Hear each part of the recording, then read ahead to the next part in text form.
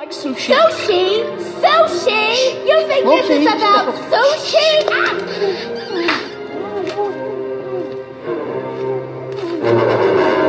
Wazowski. Michael! What? Man. Are Boo's parents? So first off, there's a theory that goes around that actually Boo is a super. And when we mean super, we mean like the Incredibles. And the reason for this is actually there's a couple scenes that show Boo actually teleporting. Once appearing randomly on Sully's back and also coming out of her door in literally a second. So this means that her parents are supers, or at least one of them. With Boo actually being alive in the 1950s and the Incredibles taking place in 1962, the only person that could have the kid was Edna Mode. She does say that she was never afflicted with children, but that doesn't mean that she didn't give birth to one, but maybe never raised one, because she's definitely all into her job. And with Edna not having superpowers, she had to have had a kid with a super. And if you do some research, that super was Meta Man, as he has the power of teleportation and was super committed to being a hero that he wouldn't have kept a child either. And they gave it to the super Thunderhead because he was good with kids and had already adopted 4 of them.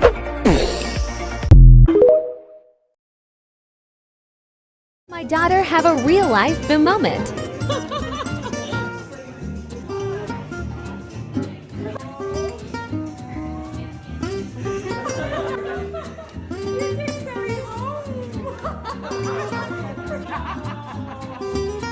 She didn't want to leave.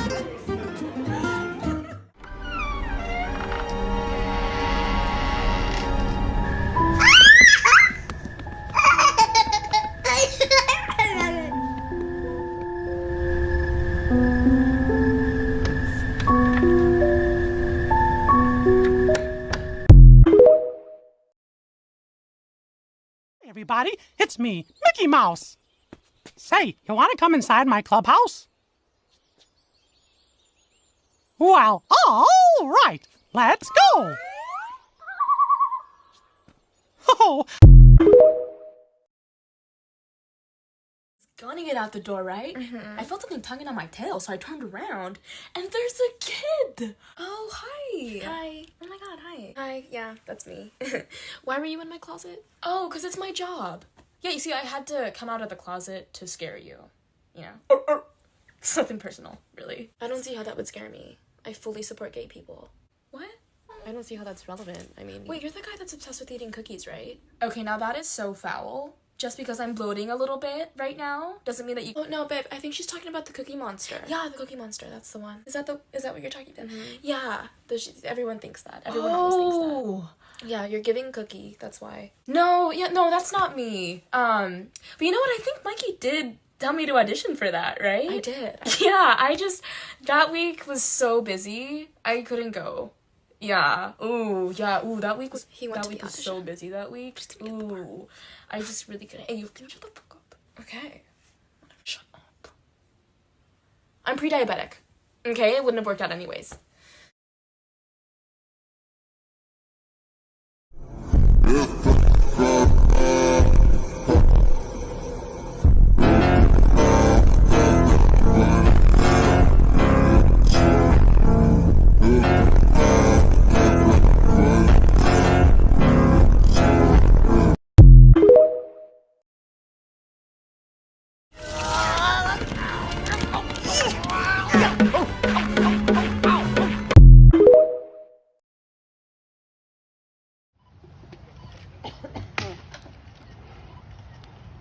It's a ball.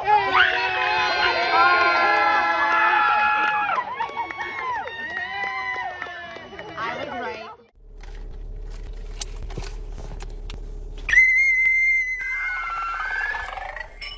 If you don't know what this is, you probably haven't watched this movie yet. Anyway, this is called a Scream Canister Water Bottle. So there you go, bro. Oh, hey, there's a guy in a dark t-shirt that says he's buying churros for everyone, so clap if you like free food! Yay! Thank you, churros guy! Man, he is so nice bringing snacks for everyone.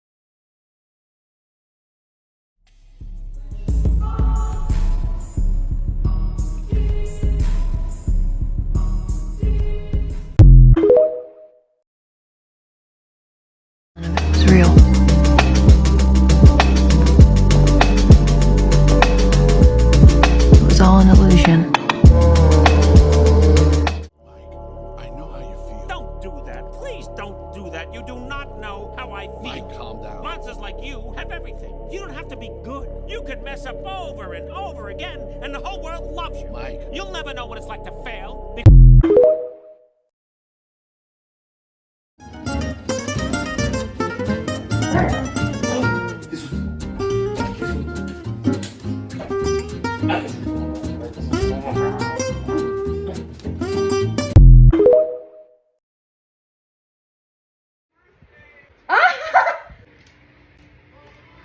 I want to live in this fabric. It's so pretty. This is so visually stimmy. Oh my god. I want to eat it. Hold up. I don't know what I'm doing. I'm just experimenting. Ah!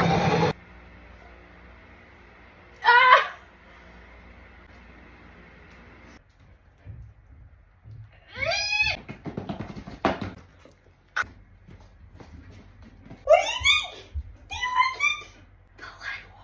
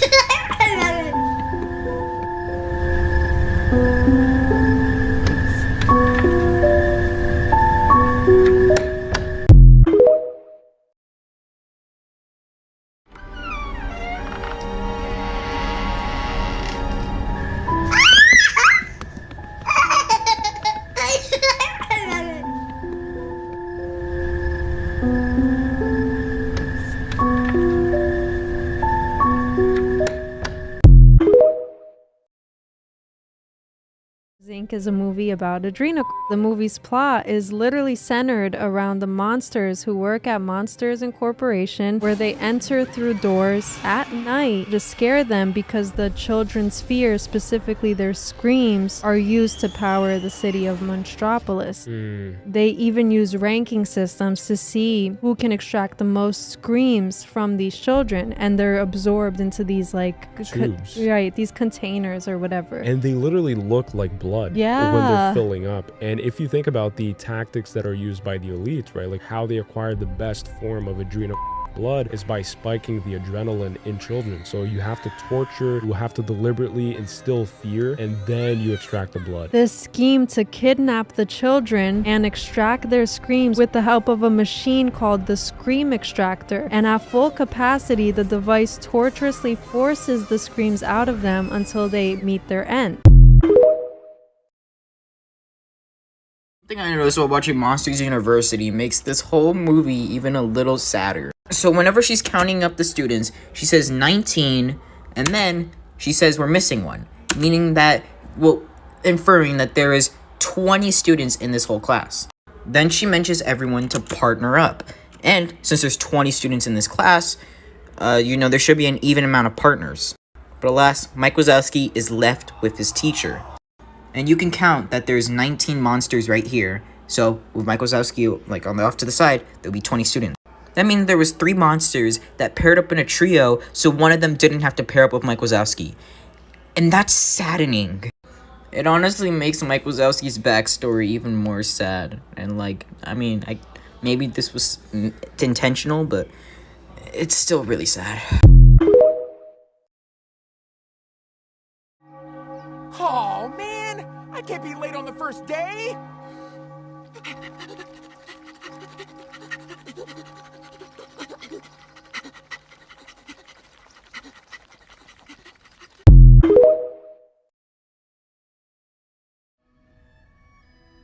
Kitty. Kitty has to go.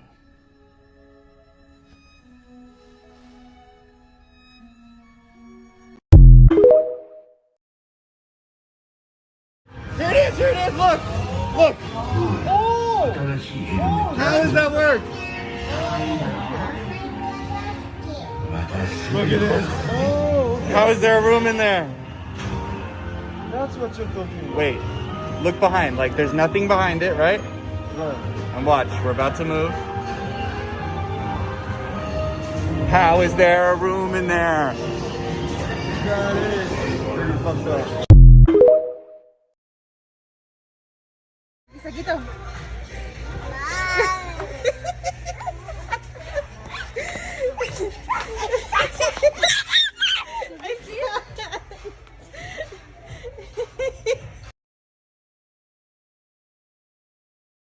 I painted this entire cap in about 2.5 hours.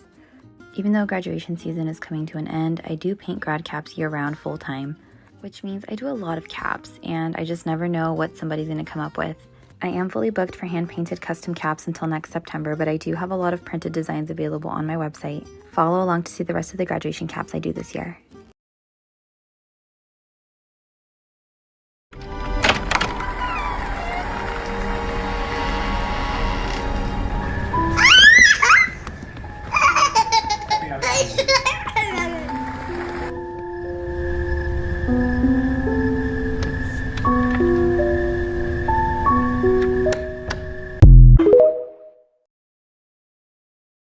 Get picked to play Randall at Monsters Inc. Last floor.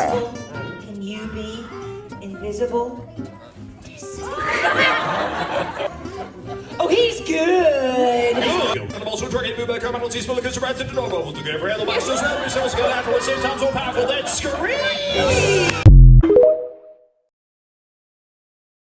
Told you that Sully from Monsters Inc. actually died. There's a fan theory that states what actually happens to Sully later in life. As we know from the Monsters Inc. world, the monsters are terrified of humans. And Randall himself actually professes what he thinks humans do to monsters, saying, "I heard humans skin monsters and make toilet covers out of their fur." And Sully responds by fully ignoring Randall and saying nonsense. Well, if you go to the Pixar short Partysaurus Rex, perhaps Sully should have listened to Randall, because we can actually see that's exactly what happened to Sully. As you can see Sully's fur right there as a toilet seat cover. It seems to me that Sully might have walked through the wrong door.